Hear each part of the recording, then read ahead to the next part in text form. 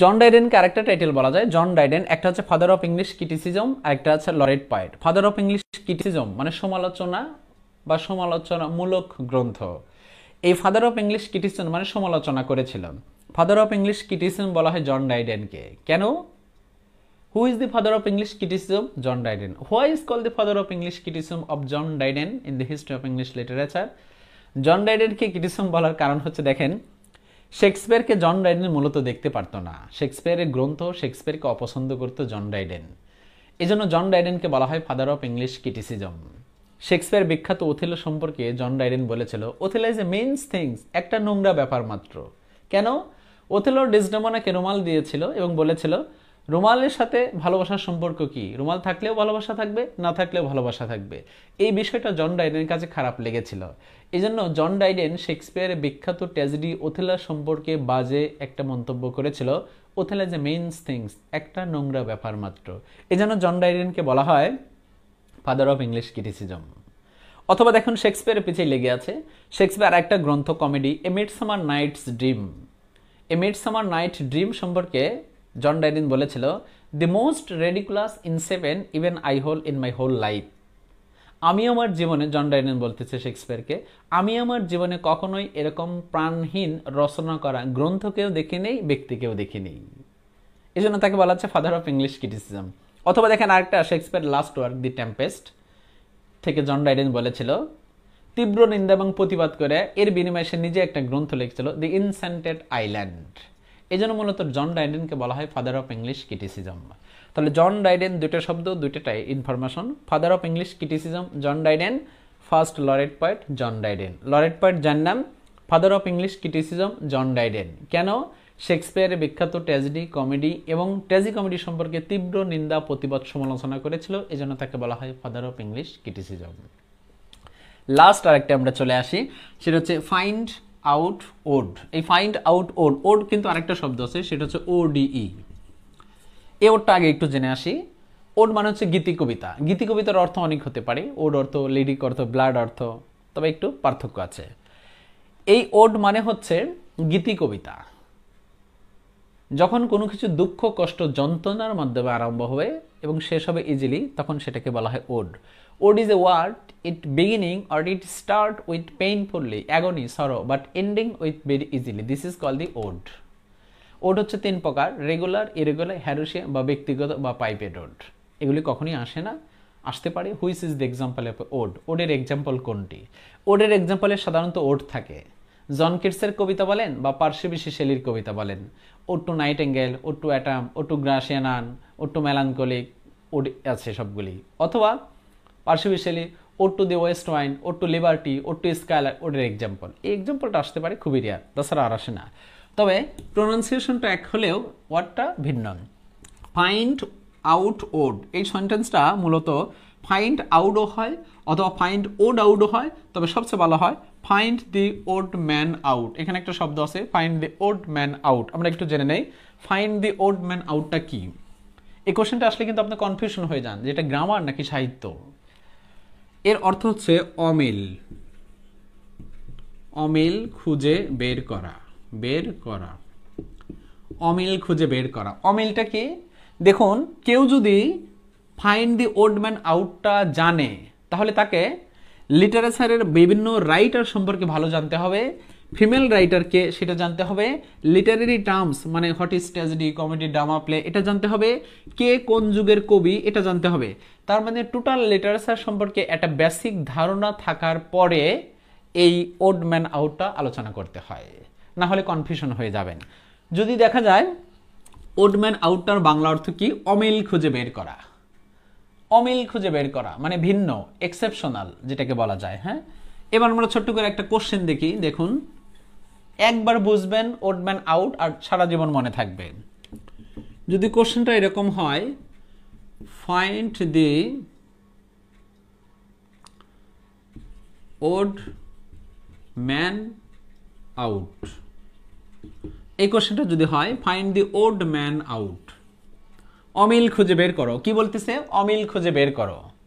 দেখুন, romantic period ধরেন এটা, এখানে কোশ্চেনে এতে বলতেছে উইলিয়াম ওয়ারসথ। বি বা দুইয়ে বলতেছে জন কিটস। তৃতীয় নম্বরে বলতেছে এস.টি. কোলরিজ।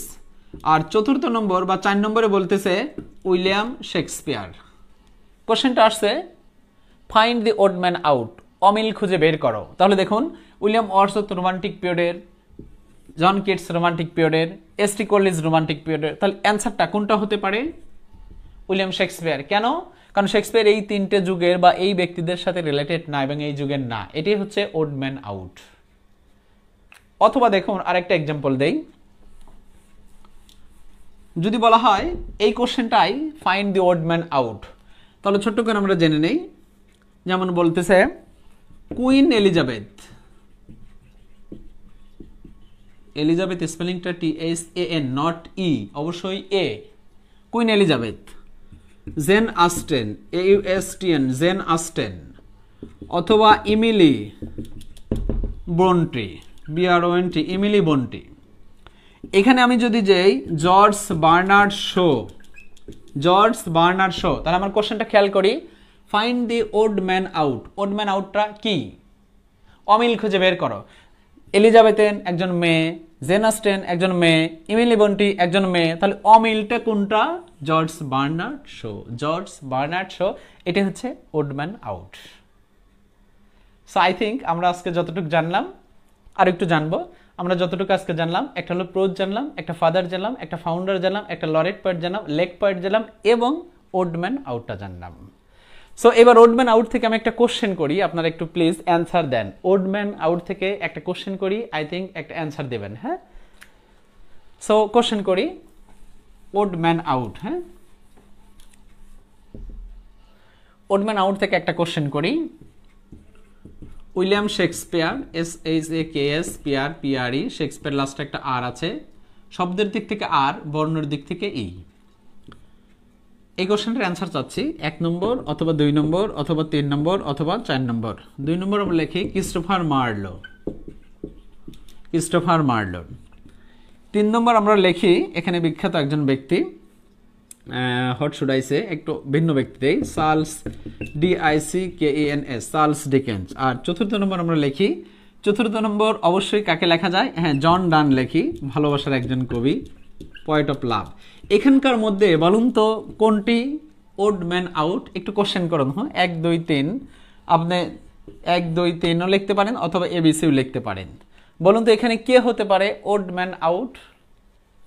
একটু কমেন্টের আশায় থাকি, দেখি আপনারা ওড ম্যান আউট কে হতে পারে, একটু কমেন্ট প্লিজ। হ্যাঁ, ওড ম্যান আউট, একটু কমেন্টের আশায় থাকি যে ওড ম্যান আউটটা কে হতে পারে। হ্যাঁ, ওড ম্যান আউট, একটু কমেন্টটা দেখে আসি, just minute. Odd man out কে?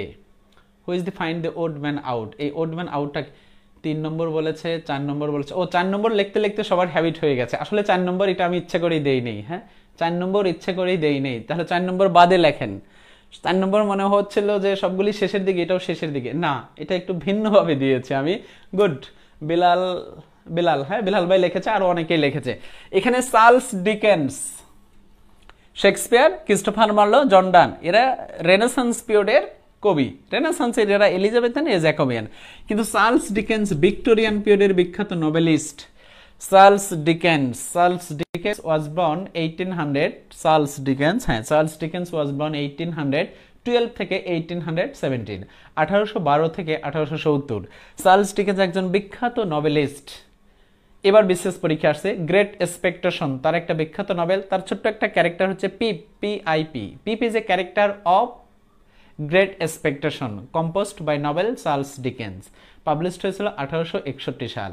চার্লস ডিকেন্সের বিখ্যাত নোবেলগুলি হচ্ছে Great Expectation, A Tale of Two Cities, The Battle of Life, অথবা হার্ড টাইমস, অথবা Oliver Twist, David Copperfield. David Copperfield 35তম BCS আসছে এবং গ্রেট এক্সপেকটেশন বলা হচ্ছে 41তম BCS আসছে।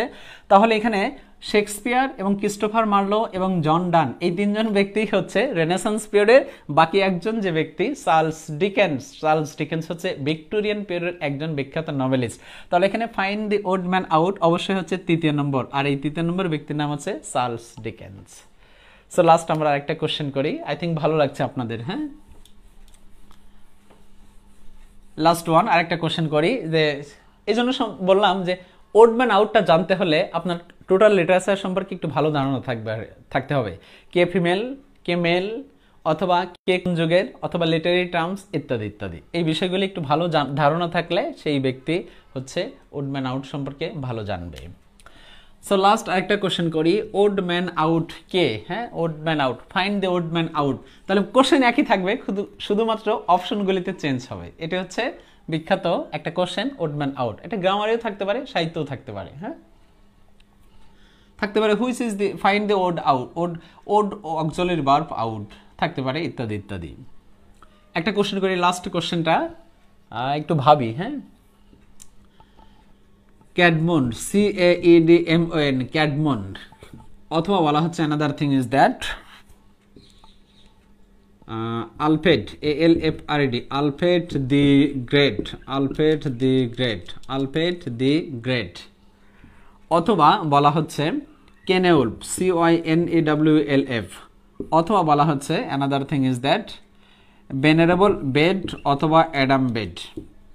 এখানে বলুন তো find the odd man out কে? 1 2 3 4, বলুন তো কে হতে পারে? বা 1 2 3 4, এটা কে হতে পারে? ব্যক্তির নাম না বুঝলে 1 2 3 লেখেন, 1 2 3 4 লেখেন, 1 2 3 4 লেখেন লাস্ট। হ্যাঁ, অনেকেই বলেছিল, ধন্যবাদ। যারা 3 বলেছিল ধন্যবাদ। এবার আরেকটা কোশ্চেন আমরা আসি, বলুন তো find the odd man out. এই find the odd man out এখানে কে হতে পারে? 1 2 3 4। প্রথম হচ্ছে ক্যাডমন, যা ইংরেজি সাহিত্যের বিখ্যাত একজন ব্যক্তি, ফার্স্ট পয়েট বা আর্লিয়েস্ট পয়েট বলা হয়, টাইটেল বলে দিলে পারার কথা। দ্বিতীয় ব্যক্তি হচ্ছে আলফ্রেড দি গ্রেট, আলফ্রেড দি গ্রেটকে বলা হয় ফাউন্ডার অফ ইংলিশ প্রোজ। দ্বিতীয় ব্যক্তি হচ্ছে কেনেউলফ বা সেনেউলফ, দুটোই বলা যায়, কেনেউলফটা রাইট, এবং ইংরেজি সাহিত্যে একজন রিলিজিয়াস পয়েট। লাস্ট ব্যক্তি হচ্ছে ভেনারেবল বেড বা অ্যাডাম বেড। ভেনারেবল বেড বা অ্যাডাম বেড হচ্ছে ইংরেজি সাহিত্যের বলা হয় ফার্স্ট হিস্টোরিয়ান বা ফার্স্ট লার্নিং বা ফাদার অফ ইংলিশ হিস্টোরিয়ান। সবচেয়ে মজার বিষয় হচ্ছে, দেখুন আমি বলেছি find the odd man out, সবচেয়ে মজার বিষয় হচ্ছে এখানে অপশন দিয়েছিলেন, আপনারা বিভিন্ন জন লিখেছেন, এখানে কিন্তু সঠিক অ্যান্সারটা নেই। এখানে সঠিক অ্যান্সারটা নেই, এই সবগুলি হচ্ছে অ্যাংলো সেকশন পিরিয়ডের। আমি ইচ্ছা করে দেই নেই অপশনে একদিকটা, যে এখানে দেখি আপনারা কি বলেন। আপনারা হয়তো বলবেন 1 2 3 4, কিন্তু আমি অপশনে দেই নেই, দেখলাম যে আপনি কি বলেন। হ্যাঁ, এখানে যদি ভিন্ন যে কোনো অন্য একজন ব্যক্তি লেখা যায়, ক্যাডমন, আলফ্রেড দি গ্রেট, কেনেউল বা ভেনারেবল, চারজনই এক যুগের, তার মানে এখানে ফাইন্ড দি ওড ম্যান আউটটা নেই। এটা একটু ভিন্নভাবে দিয়েছি আপনাদের, দেখি আপনারা কি বলেন। যদি এখানে তৃতীয় যে কোনো একটা আমি চেঞ্জ করে দিতাম, যেমন উইলিয়াম শেক্সপিয়ার অথবা জন ডান অথবা জন মিল্টন, যে কোনো একটা চেঞ্জ করে দিতাম, সেটাই হতো। তো মাঝে মাঝে এই জন্য কখনো কখনো অ্যান্সার দিতে হয় একটু থিঙ্কিং করে, বুঝে শুনে দেখে। হ্যাঁ, Caedmon, Alfred the Great, Venerable Bede বা অ্যাডাম বেড, কেনেউলফ, তিনজন মূলত একই যুগের ব্যক্তি। যেহেতু আরেকটু পর ক্লাস আছে, সো আমরা আরেকটা কোশ্চেন করে শেষ করে দেই। 1 নম্বর, খুব বুঝেন এই কোশ্চেনটাই, ওড ম্যান আউট কে? জর্জ বার্নার্ড শো, অথবা দ্বিতীয় বলা হচ্ছে another thing is that, what should I say, John Milton, MILTON, অথবা তৃতীয় নম্বর বলা হচ্ছে আর্নেস্ট হেমিংওয়ে, আর্নেস্ট হেমিংওয়ে, অথবা ফোর্থ নম্বর বলা হচ্ছে WB ইয়েটস, YEATS। এখানে কে হতে পারে দেখুন, এই কোশ্চেনটা অ্যান্সার দিয়ে আপনারাও বিদায় নেন, আমিও বিদায় নেই। হ্যাঁ, ক্যাডমনকে বলা হয় ফাদার, না ক্যাডমনকে ফাদার অফ ইংলিশ লিটারেচার বলা হয় না আপু, এটা আজমান মৃধা। হ্যাঁ, যাই হোক, যেই হোক না কেন, ফাদার অফ ইংলিশ লিটারেচার বলা হয় জেওফি চসারকে, আর আধুনিক লিটারেচার বলা হয় জর্জ বার্নার্ড শোকে। ক্যাডমনকে বলা হয় ইংরেজ সাহিত্যের প্রথম কবি বা আদি কবি, ফার্স্ট বা earliest poet in the history of English literature, Caedmon. তাহলে ক্যাডমনকে বলা হয় ইংরেজ সাহিত্যের প্রথম কবি বা আদি কবি। বাংলা সাহিত্যে প্রথম কবি আদি কবি লুইপা, লুইপার সাথে ক্যাডমনকে তুলনা করা হয়। ইংরেজি সাহিত্যের লিটারেচারের জনক হচ্ছে জেওফি চসার, আধুনিক লিটারেচারের জনক জর্জ বার্নার্ড শো। ক্যাডমনকে কখনোই সাহিত্যের জনক বলা হয় না। হ্যাঁ, এখানে অ্যান্সারটা হচ্ছে টু, যে টু বলেছে thank you. George Bernard Shaw, Ernest Hemingway, W B Yeats এরা সকলেই মডার্ন পিরিয়ডের বিখ্যাত রাইটার বা কবি বা নভেলিস্ট। এখানে অ্যান্সারটা হবে জন মিল্টন, কারণ জন মিল্টন বলা হচ্ছে এই তিনজন ব্যক্তি থেকে ভিন্ন এবং সে নিও ক্লাসিক্যাল পিরিয়ডের ব্যক্তি। তাহলে দেখুন, সো আমি আরেকটা কথা বলি যে ইংরেজি সাহিত্য যারা পড়তে চান তারা হচ্ছে রিসেন্টলি আমি একটা ব্যাচ শুরু করছি, সেটা 7 তারিখ থেকে ইনশাল্লাহ নতুন যাত্রা শুরু হবে সামান্য কিছু অর্থের বিনিময়ে। সো ইংরেজি সাহিত্যে বিসিএস এর জন্য বা আদার সকল জবের জন্য যারা ভালো করতে চান, ভালো পড়তে চান, তারা অবশ্যই আমার সাথে যোগাযোগ করবেন বিনয়ের সাথে, ইনশাল্লাহ আমি বিষয়টা দেখব বিনয়ের সাথে।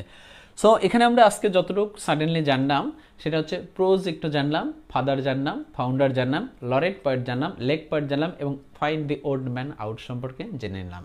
সো আই থিঙ্ক আশা করি উপকার হবে, ভালো লাগবে।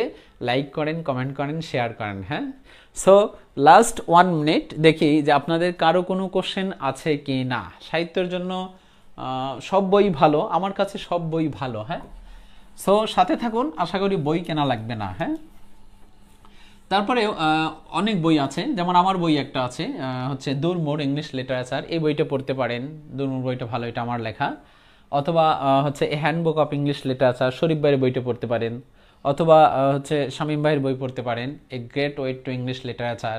অথবা ওরাকল পড়তে পারেন। সব বই ভালো, যে কোনো একটা বই ফলো করেন, পাশাপাশি লেকচার বা টিচার বা কোচিং বা বড় ভাই আপু হেল্প নেন, it will be better for you. So last 1 or 2 minute, হ্যাঁ আমরা 1-2 মিনিট দেখি যে আপনাদের কারো কোনো কোশ্চেন আছে কিনা। এতক্ষণ তো আমি বক বক করলাম। হ্যাঁ, এবার দেখি আপনাদের কারো কোনো কোশ্চেন আছে কিনা। হ্যাঁ, so is the any question? আপনাদের কোনো কোশ্চেন থাকলে নিঃসন্দেহে বলতে পারেন। আজকে যতটুকু আমরা আলোচনা করলাম প্রত্যেকটা শব্দই অনেক বেশি গুরুত্বপূর্ণ। একটা হচ্ছে আমরা জানলাম প্রোজ, একটা জানলাম ফাদার, আরেকটা জানলাম ফাউন্ডার FOUNDR, আরেকটা জানলাম হচ্ছে লেক পয়েট, আরেকটা জানলাম লরেট LAURET লরেট পয়েট, আরেকটা জানলাম সেটা হচ্ছে লাস্ট জানলাম যে odd man out, odd man out. So